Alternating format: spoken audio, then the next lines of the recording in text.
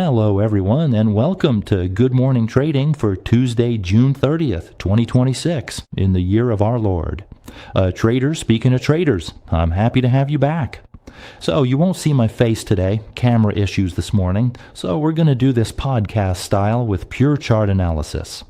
Well, yesterday, Wall Street reacted amazingly, a big surge. I got tons of screenshots from my students showing off their results, all happy. Well, the market just kept going up, so it was a bit linear for me. I traded from 3:30 p.m. to 3:50 p.m. I had earned my monthly salary, and I stopped. I regret it, because after that, when I saw how the market took off again, but, well, regrets. We have them every day, almost every minute. So what's important? A good day in the stock market is when you end up in the green. That's actually an excellent day in the stock market. A good day is when you haven't lost money and you've gained a bit of experience.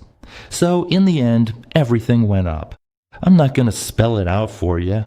The Dow Jones crossed 52,000 points for the first time and stayed above it. This is really the first time that's happened, because when an index crosses a threshold but then takes a huge hit during the session and closes well below that level, it doesn't really mean anything. But this time the Dow Jones crossed 52,000 points. And if I were efficient, I'd actually show you the Dow Jones right here, and more importantly, it closed above that level. That's what makes all the difference. The S&P 500 also made good progress. We're also going to take stock today because it's the last day of the first half of 2026, which has been a semester with a lot of movement. And stick around until the end, that's to keep you here, because I'll share a little anecdote and tell you the story of an absolutely legendary stock that I never knew myself since it was over a century ago. Even though I'm old and have lived through 2 centuries, I wasn't around for that one yet. I wasn't born yet, and neither were my parents or even my grandparents. It's pretty old. But it's still fascinating, because what history teaches us just keeps repeating itself. And that's the real power of history. When you know your history, you're not blind to the present. And actually, you can see whether people really know their history. For example, we're seeing a return of the USSR in France and ideas from the USSR. It's clear that people don't know history. Otherwise, there's a certain French political leader who wouldn't even exist. That's just not possible. We have 3 main issues that will set the pace for our session. We have the results of a record-breaking 6 months. So why is this an issue? Because these 6 months are also the time when fund managers are going to clean up, do what's called portfolio cleaning. They're going to consolidate their holdings, so they might take some profits and bring in some new little gems, or at least that's what they're hoping for. So at the end of the first quarter, we often see a bit of volatility and some movements that seem a little unusual on certain stocks. It's simply because big funds are exiting. For example, cashing in their profits on one stock to move into a gem from the S&P 500, hoping that in the next 6 months, that stock will also go up by 10, 15, or 20%. So that's what happens, and then we have the 6-month period.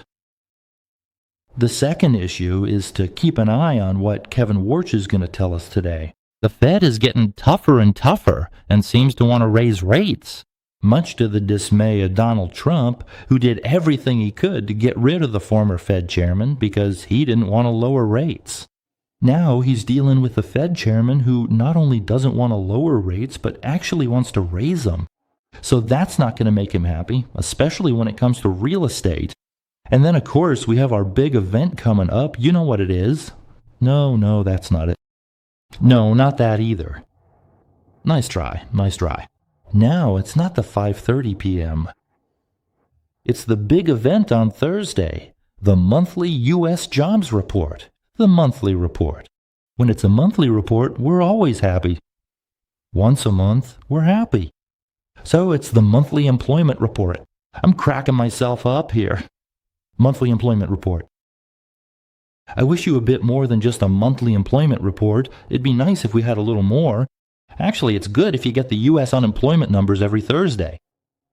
And for literature lovers, this will remind you of Madame Bovary. It was every Thursday. Read Madame Bovary again. It's absolutely excellent. How do you lose your wife? It's pretty much the manual for losing your wife every Thursday. I think it's exactly at 2 p.m. As ritualized as 5:30 p.m. tea. This is live, it's radio, it's YouTube. I don't even know where I am anymore. What was I telling you? That we were kind of going around the market, and there you go, that's great. So everything's fine, the S&P gained more than 1%, the NASDAQ soared nearly 2%, and the Dow Jones is above 52,000. We had the really big heavyweights bounce back. Alphabet joined the Dow, remember? That was yesterday, and gained nearly 5%. Then we have Tesla, which went up almost 8.5%, and Elon Musk is happy. So now he doesn't just want to colonize Mars, but Jupiter too. If it had gone up 18%, he would have left the solar system. On the other hand, the 10-year yield remains stable at 4.40, still a bit high, but it's okay. In Europe, the CAC 40 dropped by 0.20, the Euro stocks gained 0.20, same thing, and the DAX slipped by 0.14. So Europe, meh, that's it. The little barometer of the day. I'm going to talk to you about the VX. The VIX, now it's not the medicine you took when you had a cold. It's got nothing to do with that. The VIX for traders is the fear index. It measures the price, so to speak, of insurance on the markets. The higher the VIX, the riskier it is. The lower the VIX, the less risky the market seems. That doesn't mean it's not volatile, but at least it appears to be less risky. And yesterday, the VIX dropped to 17.65, a decrease of more than 4% during the session. In other words, calm has returned.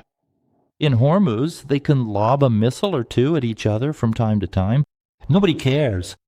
But be careful, this calm is, I would almost say, too good to be true. On Thursday, we still have that famous jobs report, which could be explosive, maybe inflationary, maybe not. We'll find out.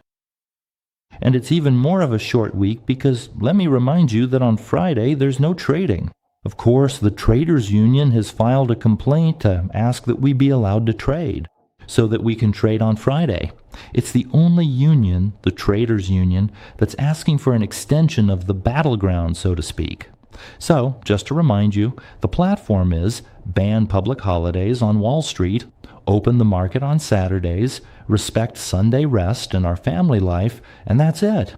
We've got it now, except, of course, for the CAC 40, which trades 6 days a week, 24 hours a day. You can join the Traders Union. Please contact me. Let me remind you, it's 10% of your income, capped at $1 million, to join the union. Today's topic, as I mentioned, is the first half of 2026, and it's time to take stock in these cases. So every 6 months we do a little review. We've had 6 record-breaking months, despite storms, and not minor ones. Storms like the Strait of Hormuz, the United States bombing Iran for several weeks, oil prices soaring, and yet almost never being so low. It dropped back to $70 a barrel. So in 6 months, we've experienced a lot of major events that will go down in the history books. I'm especially thinking about Sharon Stone's Dog's Depression, which was quite a notable event, the thing that created the most buzz on social media. So, to sum up June, everything went up. Thanks to artificial intelligence, the S&P 500 has gained nearly 8% since January, and about half of the S&P 500 stocks are related to AI. June really shook up the markets. We were right in the middle of it. Let me remind you that Korea lost more than 10%. In a single day, they even halted trading. That's something that only happens once every 10 years. We experienced that. It didn't have any consequences. There was no wave of panic. Only Asia panicked a little for about 24 hours. As for Europe and the US, there was no panic, nothing at all. And the next day, the Asians realized they were wrong and gained back 10% again. So this still shows that we've had an extremely nervous market, and the question about the rebound we saw yesterday is whether it's a false rebound, a fake rebound, or if it's a real bottom, meaning we really bounced off it and are taking off again, or if it's a trap and we're about to get hit with another big wave of declines, and right now they're shaking out a lot of people. So on that note, I went to see what the analysts thought. It's funny, analysts don't actually trade, but they often influence the market. JP Morgan's very positive. They're really clearly optimistic. They must have bought up everything in AI. For the bank, AI is driving the lockout. The race with China is keeping things going just the same. They're pushing each other, so it's all good. It's going full speed ahead. So there you go. If you're on the JP side, you keep buying. The trees are growing to the sky. Why not? The advantage is we don't know how high the sky is, so it could keep going up. And on the other hand, there are analysts and research centers like Ned Davis Research who are calling for caution. They emphasize that in terms of ratios, we're getting a bit close to the 2000 bubble. There's a kind of irrational exuberance on the rise. That's a little nod to our friend Alan Greenspan, who left us more than 100 years ago. 48 hours ago, but I think, yes, we're definitely in an irrational exuberance, but it's great. It's great to be in exuberance, too. These are big moments. It keeps going up, up, up. Yesterday, I made 4 trades, and I earned way more than a teacher's salary in 20 minutes. Well, is that normal? Yeah, for a trader, sure, why not? There's no such thing as normal. Let me remind you that normality is just the dictatorship of the majority. And if you want to have a good life, you have to step outside the majority's box. Otherwise, your big debate is whether or not you need an air conditioner. That's it. Just stuff to annoy yourself with, really. So, break out of the norm. Otherwise, you'll end up with an abnormal life. And I wouldn't wish that on you. With that, let me quickly give you the technical analysis. The K40, well, it bounced off its monthly resistance. Good thing it's there, there's no desire, nothing at all. There you go. It's like Madame Bovary's husband, the K40. The DAX, strays a bit more, just a little better. So that's Madame Bovary's lover. Oh crap, you didn't know? You need to reread your classics. The Dow Jones, above 52,000, it's holding steady there. It's really, really, really, really happy. So yeah, it's honestly very happy. And above all, its monthly resistance, you can see it's now acting as support. All day, all last night, it acted as support, and it stayed above 52,200. Well, let's just say 52,000, since we hit that level. 52,000 right at 2 p.m. And then it was the statin. And we immediately started to bounce back. So as long as we're above 52,000, it's pretty positive. As long as we're above the resistance on a monthly basis, it's extremely positive. Thank you, Alphabet, in the Dow Jones. But for it to stay above 52,000, it wasn't just Alphabet's IPO, which jumped 5%, that pushed the Dow Jones above 52,000 and kept it there. It's that all the stocks performed really, really well. That's showing up even at 52,000, even at what are basically all-time record highs. Right now, the Dow Jones seems a little less risky than investing in the NASDAQ, which is much more volatile, with all the AI bubble talk and so on. Let's take a look at our little bubble. Well, the bubble's doing fine. We've moved above 30,000. We've completely blown past our monthly pivot point. So you see here, this is the downward trend line I drew for you yesterday, telling you to be careful when we reach it because it could drop. As soon as we hit the downward trend line, boom, we took a little hit. But then we stabilized on it, bounced back, used it as support, and accelerated upward. That's what downward trend lines are for. When you break above them, when you use them as support, there's a good chance things will take off again, and that's exactly what happened here. Sorry, it really took off hard. We gained 2%. That's 500 to 600 points by bouncing right off that downward trend line, which I can erase now because it's done its job. We don't need it anymore. There you go, thanks to the downward trend line. On the Zenpai 500, it's going up nice and easy, nothing like the bullish exuberance of the Nasdaq. It's rising cautiously. I'd say because if you look over the past 2 months, there's a big downward trend line. It would need to hit its monthly pivot point, which is back around 7,530 or 7,540. We're not far off, it's about 0.5% away, but it would be much more reassuring if it stabilized there. Right now, around 7,500, as you can see here, over 2 months, it's exactly right at the contact point, more or less. I'll draw it for you. Roughly speaking, we're not far from the top of the downward sloping trend line, so that's making things a bit hesitant. So, same thing as with the Nasdaq, even though it's much less impressive than the Nasdaq, it's much less lively, but keep an eye on this area anyway. Pay a bit more attention to the Nasdaq because of that. So, well, look, boom, it's still trying to stay above $4,000, but it can't do it. It keeps dropping. What's going down? As usual, below $60,000, it's Bitcoin. I've read mega analyses, super analyses from people who have 6 months of experience or even 6 years. 6 years of experience in the stock market is ridiculous. It's like you're an apprentice. You don't know anything. You haven't even lived through a crash. You haven't experienced anything with just 6 years in the market, and yet they're explaining to us that everything is going down and that it's normal for Bitcoin to drop. Well, no, not everything is going down, my friends. The Dow Jones is at all-time record highs. The Nasdaq went up more than 2% yesterday. It's breaking all the records. Tesla went up 8.5%. Alphabet went up 5%. Nah, not everything's going down. So what's actually going down? Actually, there are 3 things that are going down. You've got commodities. That's because we're close to peace. It kind of looks like an armed peace where no one is afraid. That's the first point.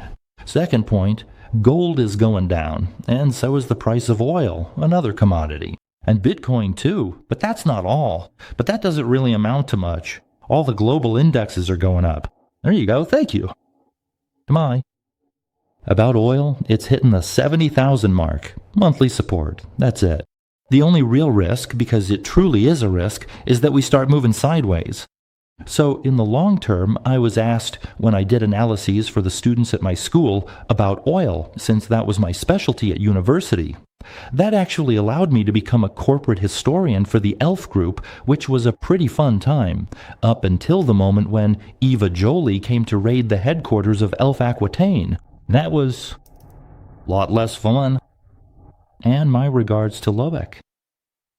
Today's agenda. What do we have? We have the Central Bankers Forum, Sintra. So what is that? They get together, they talk, they give little speeches. There's Kevin Walsh's speech, which is going to be highly anticipated and closely watched. And totally not anticipated, Christine Lagarde's speech. Nobody cares at all. Thank you, Christine. And sorry too, but hey, that's the truth. Look, with the CAC, the DAX, and the Euro Stoxx 50, no one's expecting that. Europe can pretty much do whatever it wants. It has absolutely no impact on a global scale right now. All right, we're going to get the first numbers coming out today on inflation in Europe. We don't care about that either. We don't care about it as traders either. It has no impact on global markets. Sometimes it doesn't even affect European indices, just so you know. So around 3% is what's expected. The real statistics, the important stuff, always happens in the United States. 3:45 p.m. Monday, the Chicago PMI. It measures business activity, and why is it interesting? Because the Chicago area is kind of a barometer for the economic pulse of businesses, especially industrial ones in America. 4 o'clock p.m., American consumer confidence. Well, there you go. Very important. If Barbie and Ken are in a good mood, they go into debt. So they pull out their Visa cards, pay for their vacations on credit. They pay for everything on credit. And let me remind you that the United States of America accounts for 20% of consumption, of global growth.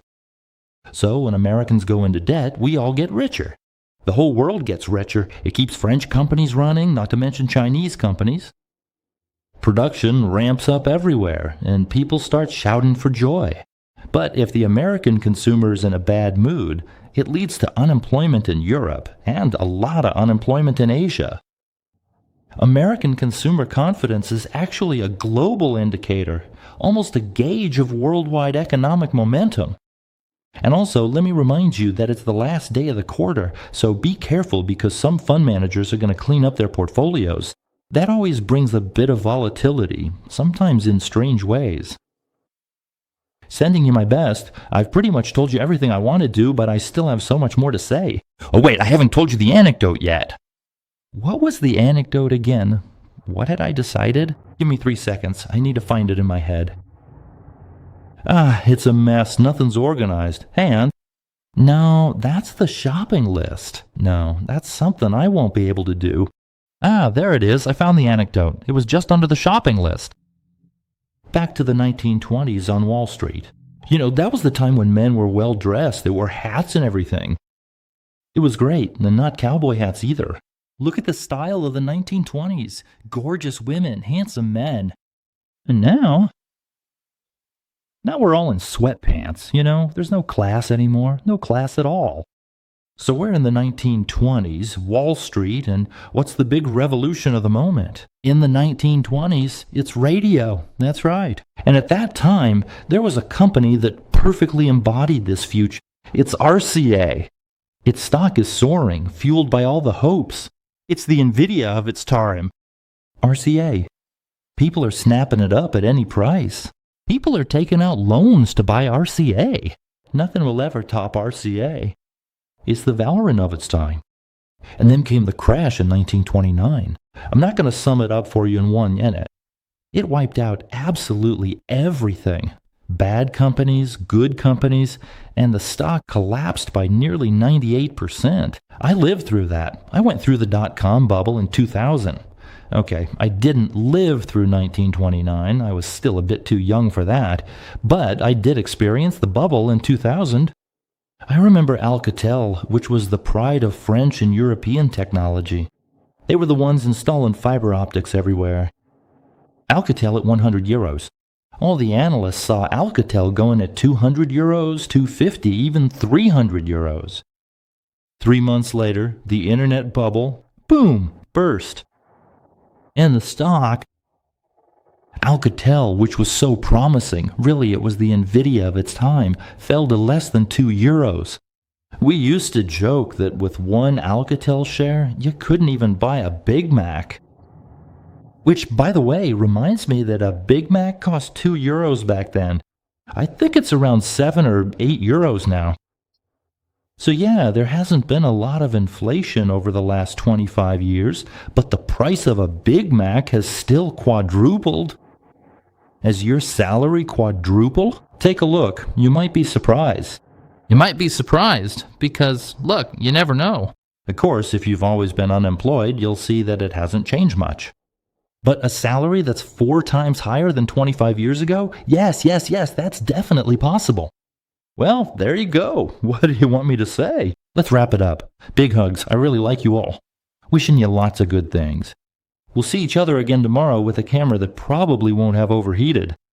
So I don't know if that's better, but you'll see my little face. Sending you a kiss. Take care of yourselves. Bye-bye.